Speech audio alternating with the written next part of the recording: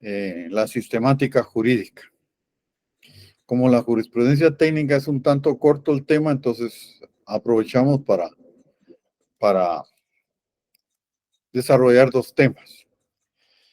La jurisprudencia técnica se lleva a cabo su estudio por los estudiosos del derecho, por los investigadores jurídicos, en cuanto a que tratan de ordenar el derecho, de sistematizar el derecho, de establecer un orden del derecho. Y de esa cuenta, pues, la principal acepción, el principal significado de jurisprudencia es derecho, ¿verdad? Pero también nosotros aquí en Guatemala y en algunas latitudes de Latinoamérica, jurisprudencia se le denomina a ese conjunto de fallos uniformes que pronuncian los órganos jurisdiccionales y que son fuente de derecho. En ese orden de ideas, pues, tiene varias connotaciones, tiene varios significados. Y el día de hoy lo que vamos a tratar de desarrollar es el significado que estudia el derecho como sistema, como teoría. Y de ahí, pues, vamos a definir la jurisprudencia técnica como la exposición ordenada y coherente de los preceptos jurídicos que hayan en vigor en una época y en un lugar determinado y el estudio relativo de la interpretación y aplicación del derecho.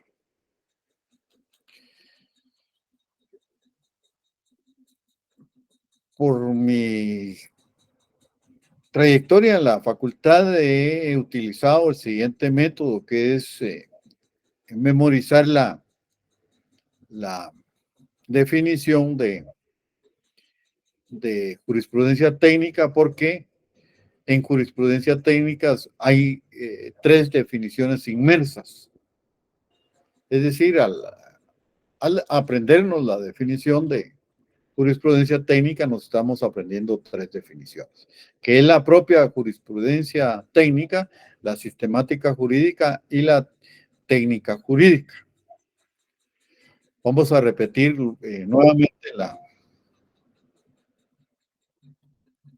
definición de jurisprudencia técnica. Si alguien me puede hacer favor de copiarla del libro y compartirla con los compañeros, porque de ahí vamos a partir para memorizarla, porque algunos compañeros o compañeras pues no tienen el libro. Entonces, la jurisprudencia técnica tiene por objeto la exposición ordenada y coherente de los preceptos jurídicos que se hallan en vigor en una época y en un lugar determinado, y el estudio de los problemas relativos a su interpretación y aplicación.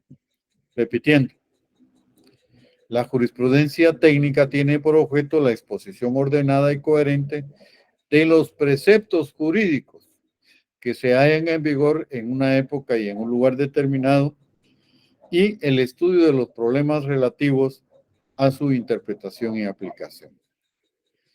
Entonces, por favor, si alguien tiene la amabilidad de copiarla o de transcribirla y compartirla con sus compañeros, se lo agradecería mucho.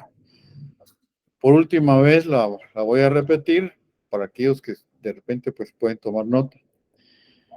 Es la exposición ordenada y coherente de los preceptos jurídicos que se hallan en vigor en una época y en un lugar determinado, y el estudio de los problemas relativos a su interpretación y aplicación.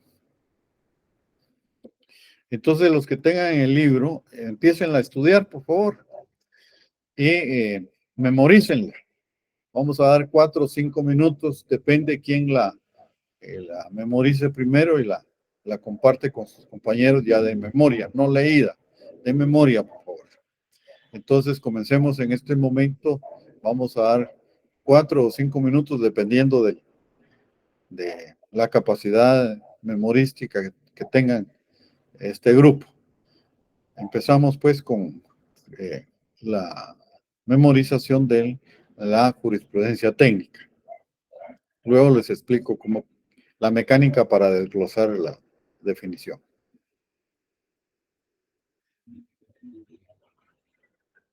Muchas gracias a Jessica Cuellar por compartir la definición. Gracias, Jessica. Para servirle, licenciado. Gracias.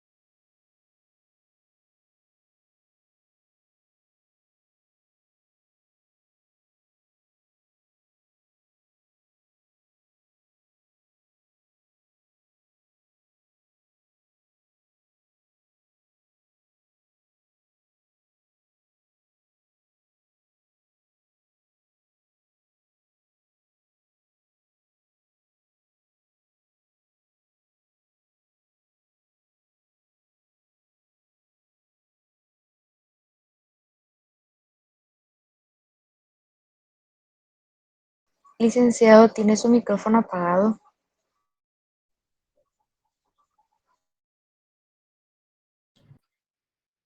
Sí, es que estaban ladrando unos perros por aquí. Lo apagué, gracias. Les decía que, o quise decirles que cuando ya esté listo algún compañero o compañera que haya memorizado la definición, eh, que, que lo manifieste, por favor. Yo tenía dos métodos muy efectivos para mí. Yo estoy seguro que las diferencias individuales pues prevalecen y todos tenemos un método que nos favorece en lo individual. Entonces, esos métodos, el que yo utilizaba mucho y para las escrituras me funcionó mucho, o aprendérmelas de memoria, escribirlas a mano 4 o 5 veces y las definiciones que eran un poco largas, las escribí. Entonces, las escrituras yo no necesito un machote, generalmente, pues yo las puedo redactar eh, a, de memoria. Y pues lógicamente adaptándole los datos necesarios. Y de igual manera también ya para el privado pues grababa código civil, código penal y incluso cuando viajaba a Esquipulas, viajaba a algún lado, no perder el tiempo, pues iba escuchando mi código civil o mi código penal, dependiendo a veces el código de trabajo en carretera y no perdía el tiempo y iba memorizando, a veces hasta para acostarme, pues también lo, lo ponía, ¿verdad? Entonces, ustedes pueden utilizar distintos métodos. Hay, hay cantidad de métodos. A mí me funcionaban esos dos. A veces sacaba fórmulas de las propias definiciones, ¿verdad? Y cada quien sabe cómo se le queda mejor. Pero si hay alguien que haya memorizado, con mucho gusto tienen la palabra. Sí, Laura, adelante. La jurisprudencia técnica tiene por objeto la exposición ordenada y coherente de los preceptos jurídicos que se hallan en vigor en una época y en un lugar determinado, y el estudio de los problemas relativos a su interpretación y a su aplicación. Bravo, muy bien, felicitaciones, así es. Un error.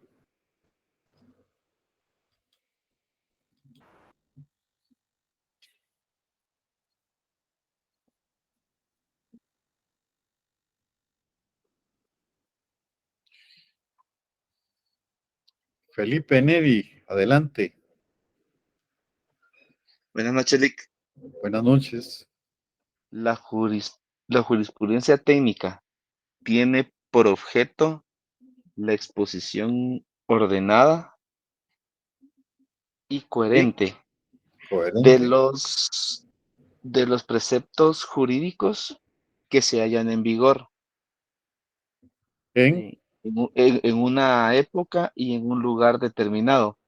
ajá. Y, Y el estudio de los problemas relativos a su interpretación y aplicación. muy bien, bravo, Felipe.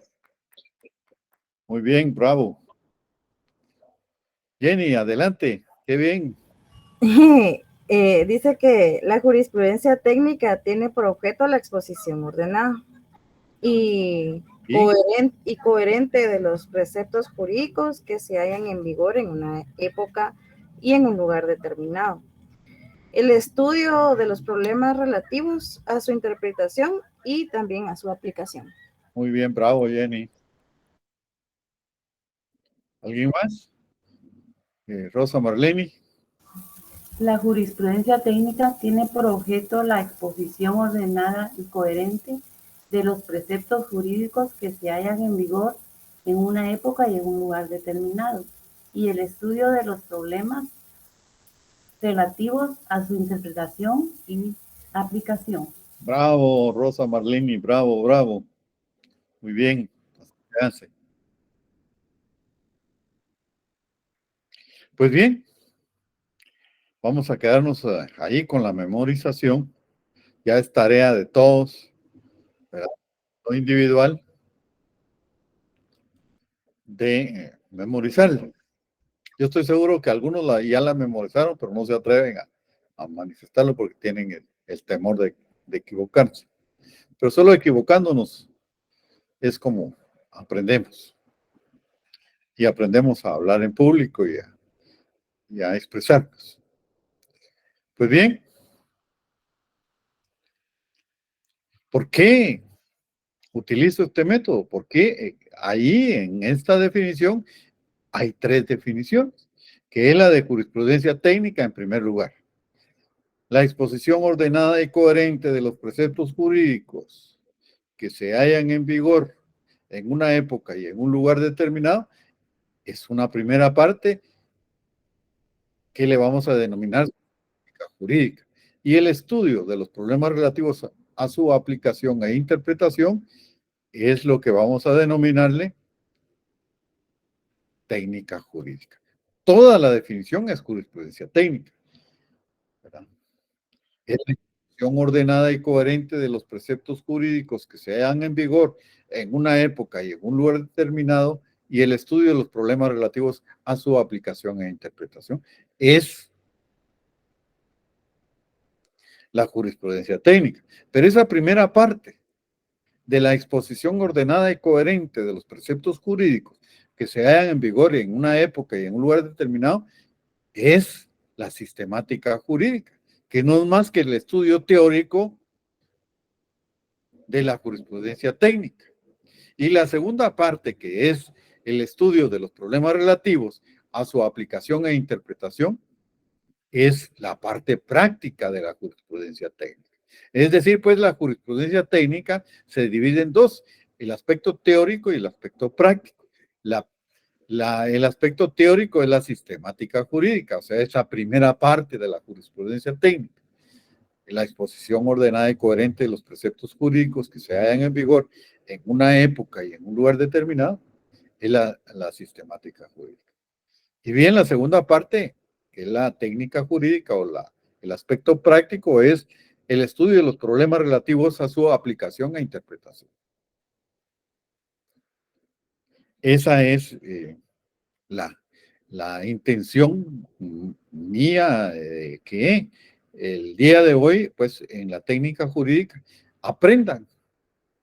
Ya los que le pusieron interés, los que estaban motivados vienen con ese ímpetu, con esas ganas, con ese interés de ser abogados y notarios, de ser estudiosos del derecho también, de aprender algo para la vida, y en este caso para la vida jurídica. Pues ya se aprendieron 3 definiciones. Está la de jurisprudencia técnica, la de sistemática jurídica y la de técnica jurídica. Ahora vamos a ver. Ya dijimos pues que la sistemática jurídica es la exposición ordenada y coherente de los preceptos jurídicos que se hallan en vigor en una época y en un lugar determinado. Ahora bien, ¿cuál es el principal problema que trata de resolver la sistemática jurídica?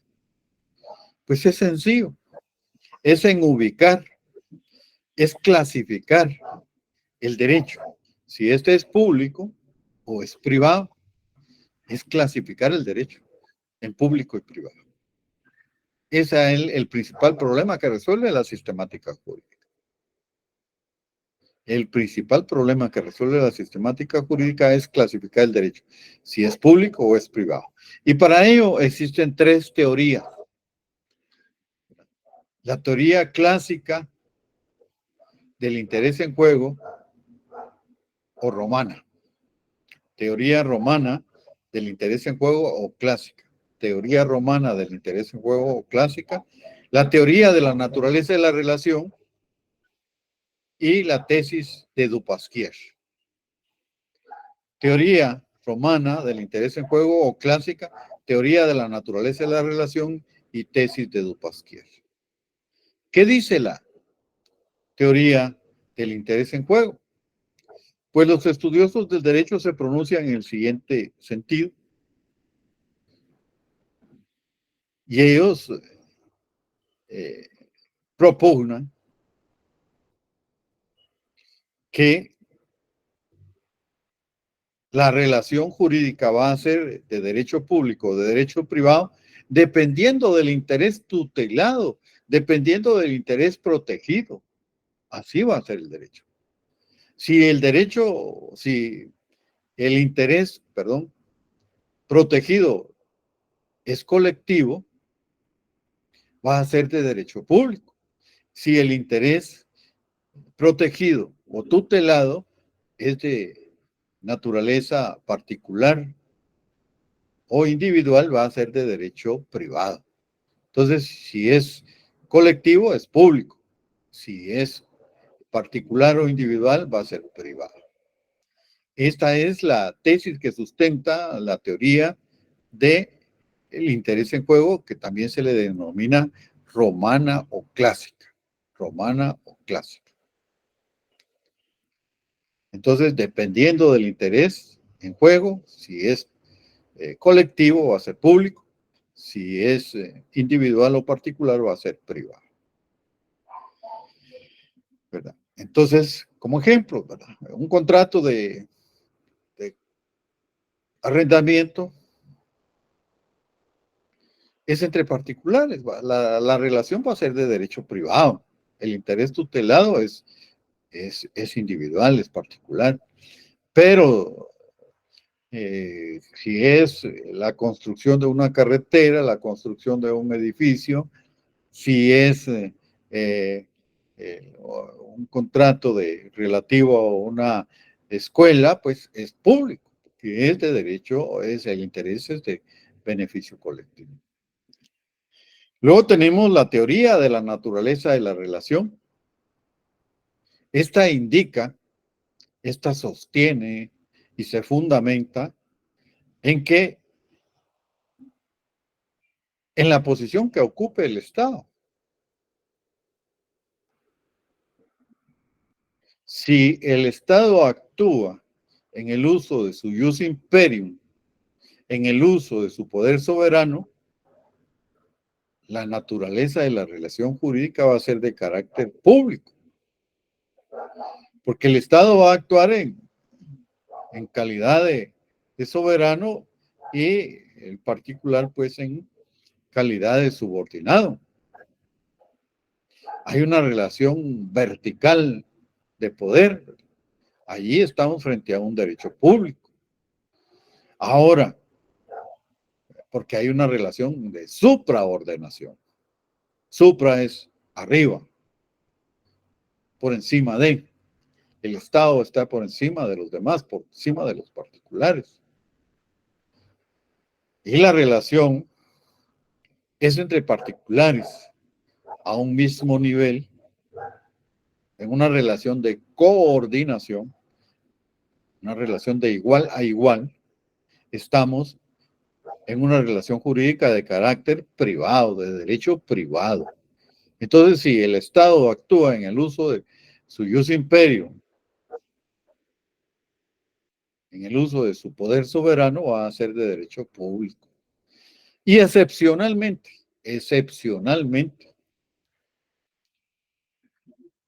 el Estado y el particular pueden actuar en una relación de coordinación, de igual a igual. El Estado necesita de un inmueble allá en Jalapa y pues negocia el alquiler del inmueble de igual a igual con el particular. Ahí hay una relación de coordinación. Y por último, la teoría o la tesis de Dupasquier. Él dice, no señores, ¿para qué tanta confusión? No le demos vueltas a esto. Si todo el derecho, eso lo dice Dupasquier, porque hay algunos que no logran ubicarse, ¿no? Que ese es Dupasquier el que lo dice, no lo dice Leonel López, ¿no? Es que usted dijo, me dicen a veces, ¿no? ¿Sí? Yo lo dije, pero decía, siempre aclaré que lo decía Dupasquier. que todo el derecho es público. Si el Estado formula, sanciona y publica todo el derecho va a ser público. Esa es la explicación que da Dupasquier. ¿Verdad? Ahora bien, en el foro, en el medio de los abogados, en el medio forense, en el medio legal, sí existe y nos enseña durante toda la carrera la clasificación de derecho público y de derecho privado. Y esa es la clasificación tradicional.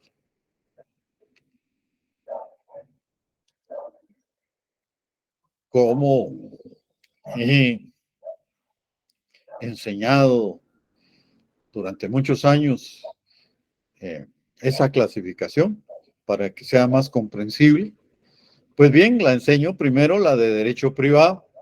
¿Por qué? Porque solo hay 3 derechos privados, 3 clases de derecho privado, y los demás van a ser de derecho público. Por exclusión, los demás van a ser de derecho público. El derecho mercantil, el derecho civil y el derecho internacional privado son de derecho privado. Los demás que no sean estos van a ser públicos. Constitucional, administrativo, procesal, derecho del ambiente, derecho marítimo, derecho agrario, derecho de la seguridad social, el derecho que ustedes quieran, el derecho constitucional, va a ser público. Una vez no sea derecho civil, derecho mercantil o derecho internacional privado. Por eso es que es muy bueno o muy conveniente aprenderse estos 3 derechos: civil, mercantil e internacional privado. Y a los demás van a ser de derecho público. Viene pues una corriente moderna en el derecho, pues es un poco lento los cambios, y esto, pues esta corriente moderna todavía se le denomina moderna, pero ya tiene más de 100 años. Y es una corriente nacida en México. Pues extraen del derecho público 4 clases de derecho y las convierten en derecho social por su importancia, por su trascendencia, por su beneficio hacia la sociedad. Estos derechos son el derecho agrario, el derecho de familia, el derecho del trabajo y el derecho de la seguridad social. Derecho agrario, de familia, de trabajo y de seguridad social. Derecho agrario, de familia, de trabajo y de seguridad social. Ellos dijeron, ¿cómo no el derecho de familia va a tener mayor importancia si la familia es la célula fundamental de la sociedad, y de esa célula fundamental pues depende todo el desarrollo de la sociedad? Entonces hay que prestarle mayor atención, darle mayor importancia al derecho de familia. Lo mismo sucede con el derecho agrario. ¿Cómo no va a ser importancia la tenencia de la tierra si de ello depende también el desarrollo económico de un estado, de un país? Vean ustedes los grandes latifundios en la costa sur y la gran cantidad de minifundios en el occidente, en el altiplano, en el oriente de la República. Cuando uno viaja por la carretera interamericana hacia el occidente, ¿ve? Como que son remiendos las montañas, ¿verdad? Pero parche sobre parche, pero pequeñitos. Son los minifundios. Pero si viaja por la costa, son grandes extensiones de cañaverales, ¿verdad? Que no terminan, interminables. Ahí pues están los ingenios azucareros. La tenencia de la tierra, pues, juega un papel fundamental en el desarrollo de una sociedad. El derecho del trabajo. El derecho del trabajo tutela, protege al trabajador, derivado del desequilibrio de poder entre patrono y trabajador, pues el patrono goza de un poder económico que es incomparable con el poder que tiene el trabajador. El trabajador, nosotros como trabajadores solo disponemos de nuestra fuerza de trabajo, no tenemos medios económicos. Somos esclavos entacuchados, les digo yo, compañeros estudiantes. Todavía somos esclavos entacuchados. Esclavos con iPhone. Esclavos a veces con una tablet. Qué sé yo, con ropa de marca. Pero lo único que tenemos, pues, es nuestro salario. No tenemos fincas, no tenemos fábricas para poder generar riqueza. El salario, única y exclusivamente. Entonces, pues, el derecho del trabajo trata de tutelar ese desequilibrio entre el patrono y trabajador, entre el salario y el poder económico. Y pues es así como nace el Código de Trabajo, el producto de la Revolución en 1944, ¿verdad?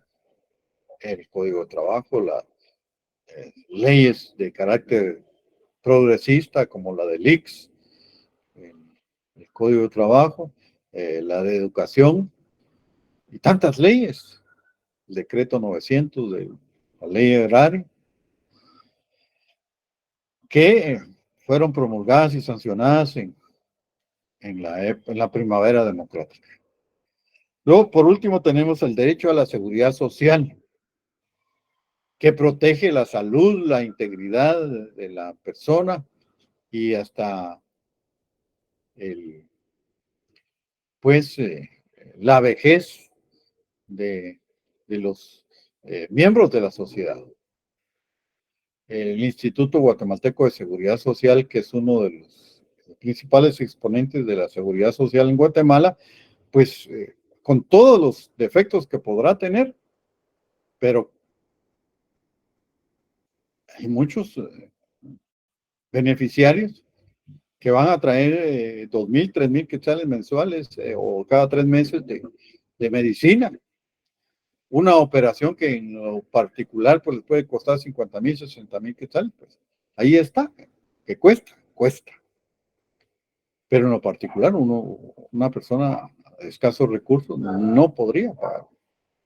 Entonces, por eso es la importancia, la trascendencia, el beneficio que vieron los juristas mexicanos en torno a escoger, a extraer del derecho público el derecho a la seguridad social, el derecho del trabajo, el derecho agrario y el derecho de familia y trasladarlos a una clasificación del derecho social. Entonces, pues ya recapitulando, decimos que jurisprudencia técnica es la exposición ordenada y coherente de los preceptos jurídicos que se hallan en vigor en una época y en un lugar determinado y el estudio de los problemas relativos de su aplicación e interpretación. Establecimos pues que la primera parte de esa definición, o sea, el estudio de los problemas, la exposición ordenada y coherente de los preceptos jurídicos que se hallan en vigor en una época y en un lugar determinado de la sistemática jurídica, y el estudio de los problemas relativos a su aplicación e interpretación en la parte técnica o la parte práctica, que es la que vamos a ver en la próxima clase. Luego vimos en la sistemática jurídica que el principal problema que resuelve la sistemática jurídica es ubicar el derecho, si este es público o es privado. Tenemos 3 teorías: teoría del interés en juego, teoría de la naturaleza de la relación y la tesis de Dupasquier. Y la clasificación tradicional que mencionamos que para fines didácticos es más conveniente aprender primero la clasificación del derecho privado, que son mercantil, civil e internacional privado, y los demás van a ser de derecho público. Procesal, constitucional, de familia.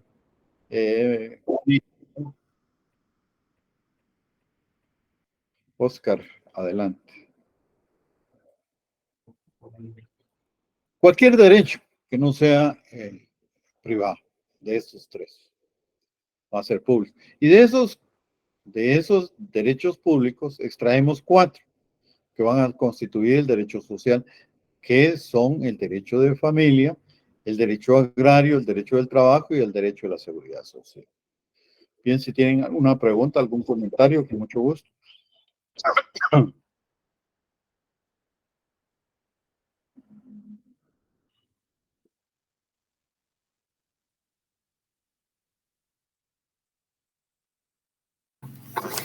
Lick, buenas noches. Aquí en el derecho social, las 4 que se ponen por aparte son como que las más importantes. Esa es la visión de estos investigadores mexicanos, estos mexicanos, que son los más importantes. Okay, y yo no concuerdo con ellos, ¿verdad? Pero no es cuestión mía, es de ellos. Ya, gracias.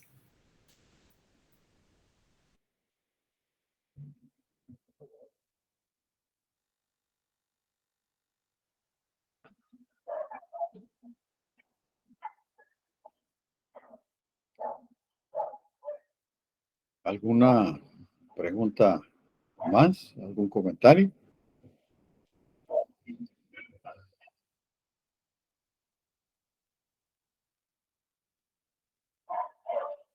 Creo que no, licenciado. Bueno, entonces les agradezco mucho su participación, su atención y los felicito por su participación en el desarrollo de la clase y la memorización de esta definición. Espero que les sirva. Yo sé que todos, o la mayoría, pues le pusieron atención, le pusieron interés y muchos éxitos. Saludos. Feliz noche. Feliz noche, Lick. Feliz noche, Lick. Feliz noche.